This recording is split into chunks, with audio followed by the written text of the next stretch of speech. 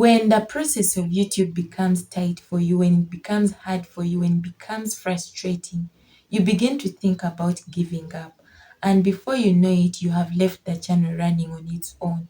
Sometimes you're even long gone into another adventure and you're no longer interested in YouTube. In this video, I'll be telling you the cruel truth about starting up a YouTube channel. Now, I know that I have a video explaining reasons as to why you should be having a YouTube channel. I also know that I have a video that teaches you how to open up a YouTube channel and upload your very first video. If you haven't yet watched those videos, kindly watch them. I'm going to be putting the links in the description box. The first thing that you need to put in mind is make good videos consistently for a long time. The disappointment here is that you're going to be asking yourself, like, what the heck is this?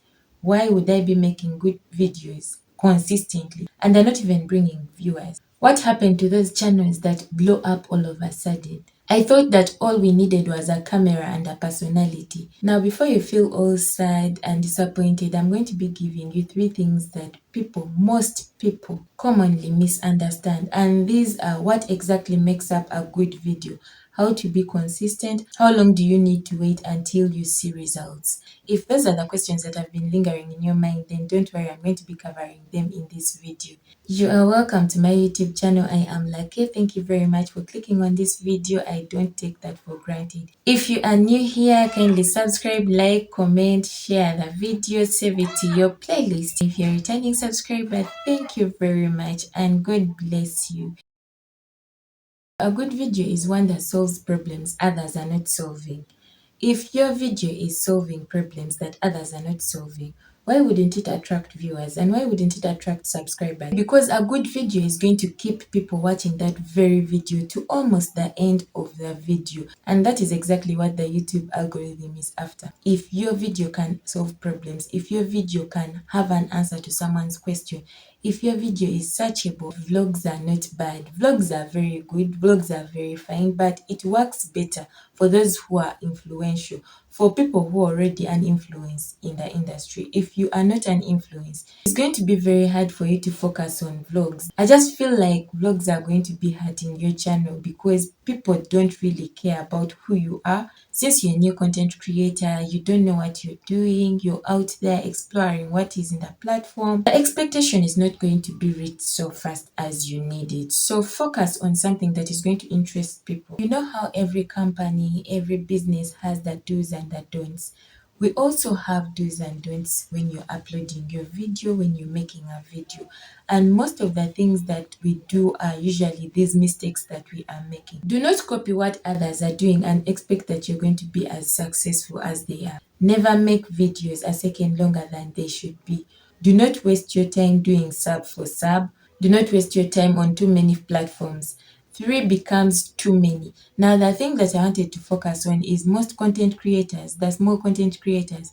You're going to be watching videos that are going to be telling you that, oh, how I grew up my channel from 0 to 100,000 subscribers.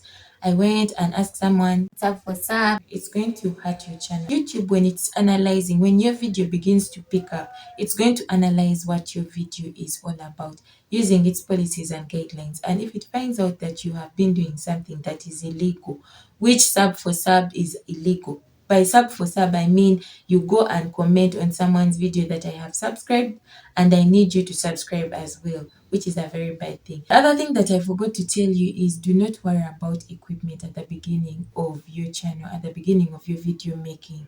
For as long as you have a phone like I do, just put your phone in a right position, record yourself, do whatever you're going to be doing.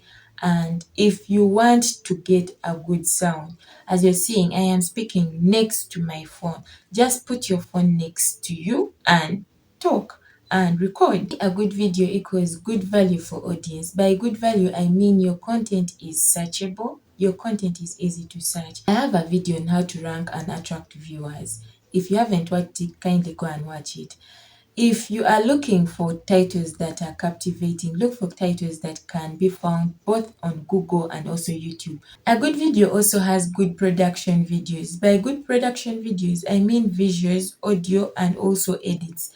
As you're uploading your video, watch it more than once. I watch my content more than once. And even after uploading my video, I am still the very first person to watch my video and critique it carefully. So the critiquing bit is something that I've come up with nowadays, and I think it is helping me grow and get better on every video that I am doing next. Like I was saying, if you are communicating something, let someone understand in a more simpler way, in a way that is going to attract them to watch your video to the end, in a way that is going to attract them to subscribe to your channel, in a way that is going to make them want to see more of your videos. The last thing you need to think about is personality. And with personality, it's either you have it or you don't have it.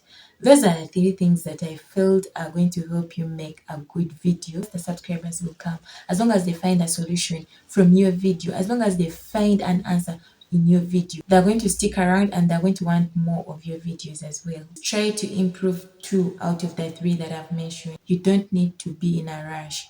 If you have improved on the searchable bit of it, if your content is easy to get, well and good. You're doing great. Yeah. If you have good visuals, if you have good edit, well and good. Continue in that pace and do not put yourself on pressure. You will burn out, and before we know, you're going to be saying, I quit. Now, this is going to bring me to my thumbnail. I put that as a small content creator, I quit. YouTube has been recommending small content channels on my FYP, and I felt like sharing this valuable information. When I go to some of these channels, I realized that they stopped posting a year ago, 7 months back, 6 months back. It means that they quit as small content creators. Something might have happened and they ended in the middle of their journey, which is not a good thing. That is why I am telling you that you don't need to put yourself on pressure. Just do one at a time. Keep on improving yourself and developing yourself. And with time, you'll be the pro that you need. You'll be the influencer that you want to be. And you reach the heights that you are targeting. Consistency is giving a good experience for your audience. You cannot expect people to keep on subscribing to your videos when you are not consistent. You're not uploading videos consistently.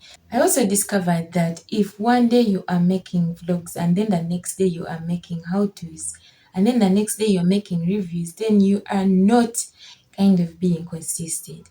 But this is going to be very hard for small content creators like me who is still figuring out their niches. Routine is everything. And we have 3 steps when it comes to routine. The first step is you need to set aside time for everything. You need to set aside time for filming, for editing, and for publishing. Once you get your time scheduled, you're going to know what time to do what, and it's not going to burn you up. Step number 2 is you need to set aside time to rest. Your brain needs to rest, your body needs to rest, everything about you has to rest. So you need to set aside time after filming and everything, at least rest, and you'll be finishing the rest of the things later. Review and experiment. Once you get to know what works out for you, you're not going to burn out. The main reason as to why I keep on giving you all these tips is for you to keep away from burning out and quitting as a small content creator or as a content creator or as an influencer. Yeah. Here comes the $1,000,000 question. How long does it take until you have 1,000 subscribers, 4,000 watch hours? Which are the eligible criteria to get monetized? You have been waiting for this. You haven't been monetized. I haven't been monetized as well, as you can see. This is where most people keep on saying that YouTube is about luck. There are people who are going to be monetized in a month. There are people who are going to be monetized in a year. There are people who are going to be monetized in 5 years, depending. When the process of YouTube becomes tight for you, when it becomes hard for you, when it becomes frustrating, you begin to think about giving up.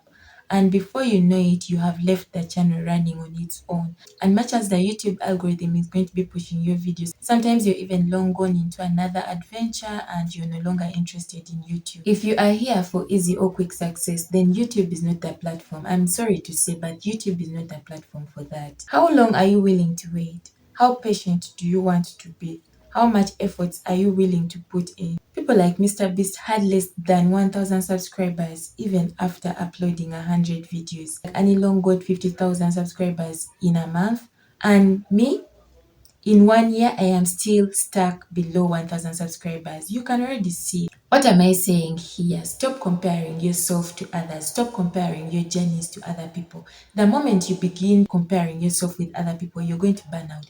You're going to get frustrated. You're going to become desperate. And you're not going to make good videos. You're not going to be consistent. You're not even going to give people the valuable videos that they need, the solutions that they're looking for. I have learned a lot of things and I know that YouTube is worth it.